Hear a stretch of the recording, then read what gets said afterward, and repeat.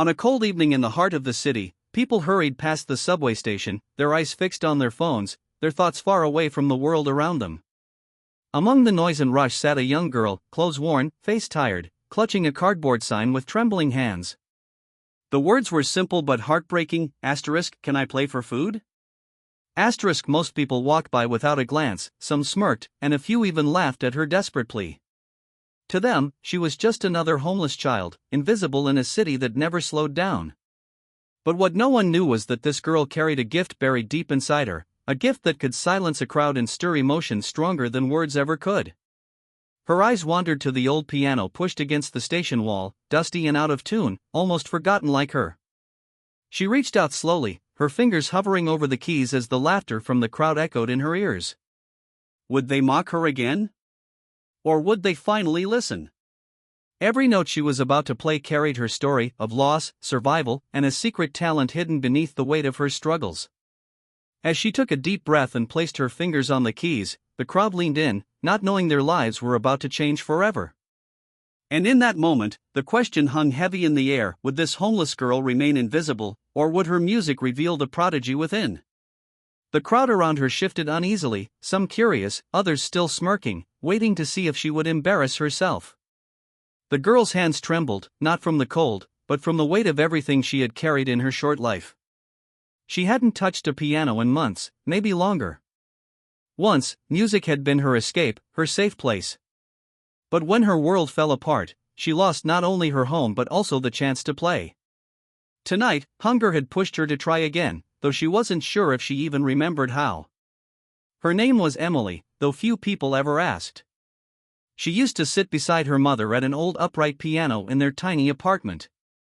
Her mother would guide her small fingers across the keys, teaching her melodies that filled their home with warmth even when money was scarce. But life changed quickly. A sudden illness, bills that couldn't be paid, and soon Emily was alone, surviving one day at a time. The piano became a distant memory, replaced by cold nights and uncertain mornings. Now, as strangers stared at her, she felt the same fear she once felt when left behind. But there was something else, something burning quietly inside her. The piano wasn't just an instrument, it was the last piece of her mother she could hold on to. If she played, it meant remembering, but it also meant exposing herself to judgment. She lowered her hands onto the keys, heart racing, as silence stretched across the station. Something was about to happen. The first notes drifted into the air, soft and uncertain, like a whisper no one expected to hear. A few people turned their heads, surprised that the homeless girl could even play. The laughter quieted, replaced by murmurs. But as Emily's fingers grew steadier, the music unfolded, richer and deeper than anyone imagined. The keys carried sorrow and beauty all at once, telling a story no words could capture. For a moment, even the noise of the subway seemed to pause, as if the city itself was listening. Yet not everyone welcomed the sound. A man leaning against the wall scoffed, shaking his head. To him, it was just a trick, another way to pull sympathy from strangers. A woman whispered to her friend that Emily must have learned on YouTube, not realizing the years of love and practice behind each note. These doubts stung, but Emily didn't stop. Her music wasn't for them, it was for her mother, for herself, and maybe for the one person in the crowd willing to truly listen.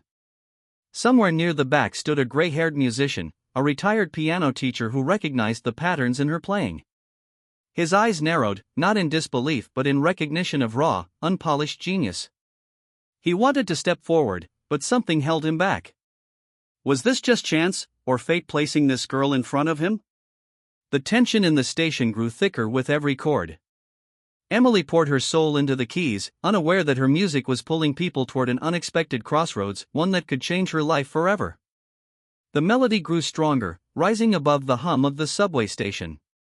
Emily's small hands moved with a confidence that seemed to come from somewhere beyond her, as if the piano itself remembered her touch. People who had planned to walk past now found themselves frozen, drawn in by the sound.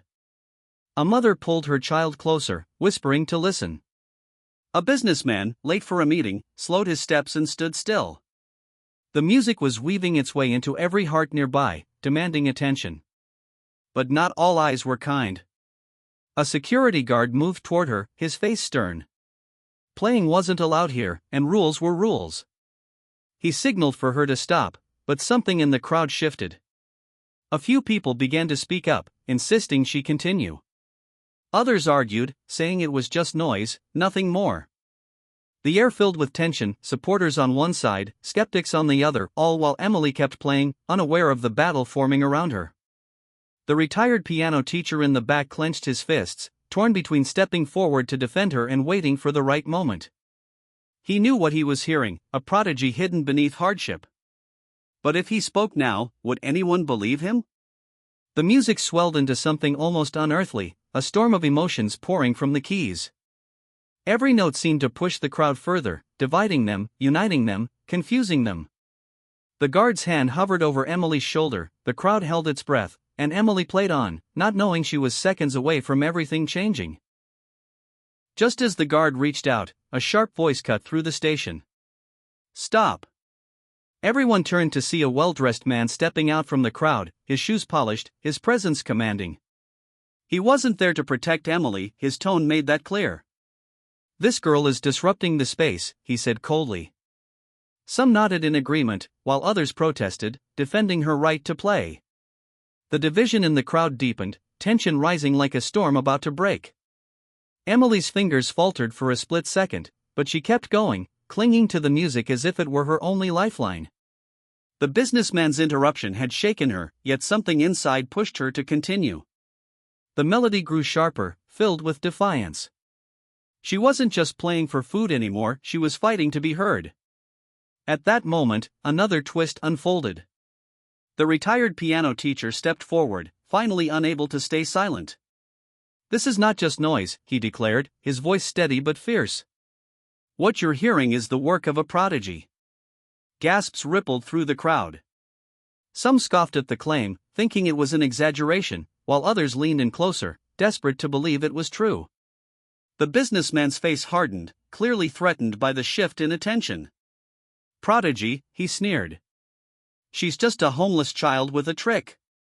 The crowd now stood at a breaking point, torn between disbelief and awe, suspicion and wonder. Emily's hands moved faster, her heart racing, as the stakes climbed higher than ever. The next moment would decide everything. The tension cracked as Emily struck a chord so powerful it echoed through the station like thunder. Her small body leaned into the piano, every ounce of pain, love, and memory pouring out in a final surge of music. The melody soared, lifting above arguments and doubts, silencing even the harshest voices. People stopped speaking altogether, caught in a moment they knew they would never forget. Even the businessman, who had mocked her, stood frozen, his words swallowed by the force of what he was hearing. When the last note lingered in the air, the station erupted, not with laughter this time, but with applause. Strangers clapped, some even wiping tears, their skepticism dissolved into awe. The security guard, once ready to shut her down, stepped back, uncertain, while the retired piano teacher moved closer. He placed a gentle hand on Emily's shoulder and spoke with conviction, "You are a prodigy. The world needs to hear you." Emily's eyes widened, tears brimming as the crowd leaned in to see what would happen next. For the first time, she wasn't invisible. She was seen, heard, and recognized. But just as the moment seemed to settle into triumph, the businessman pulled out his phone. With a cold smile, he snapped a photo. "This isn't over," he muttered. "Talent like this can be owned." The crowd gasped, realizing the story was only beginning. Emily had won their hearts, but now she faced a new battle. One against forces that wanted to claim her gift for themselves. The crowd's cheers quickly drowned out the businessman's bitter words. People stepped forward, some offering food, others money, but most offering something Emily hadn't felt in a long time, kindness. The retired piano teacher stood tall beside her, his presence shielding her from anyone who wished to take advantage. He announced to those listening that he would help guide her, not for fame or profit, but to ensure her talent was nurtured the right way. The crowd responded with louder applause, their faith in her now stronger than any doubt. Emily looked around, her heart racing for reasons far different than hunger. For the first time, she felt the world wasn't laughing at her but standing with her. She was still the same girl who had asked, "Can I play for food?" Yet in this moment, she had something far greater than a meal, she had hope.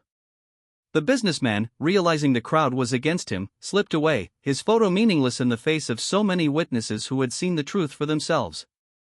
Emily returned her gaze to the piano, running her fingers lightly over the keys, as if promising herself she would never let this gift be silenced again.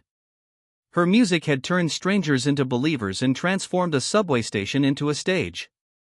As she stood to leave, the teacher by her side, Emily understood something her mother had once told her: true talent doesn't just feed the body, it feeds the soul. And that was a gift no one could ever take away.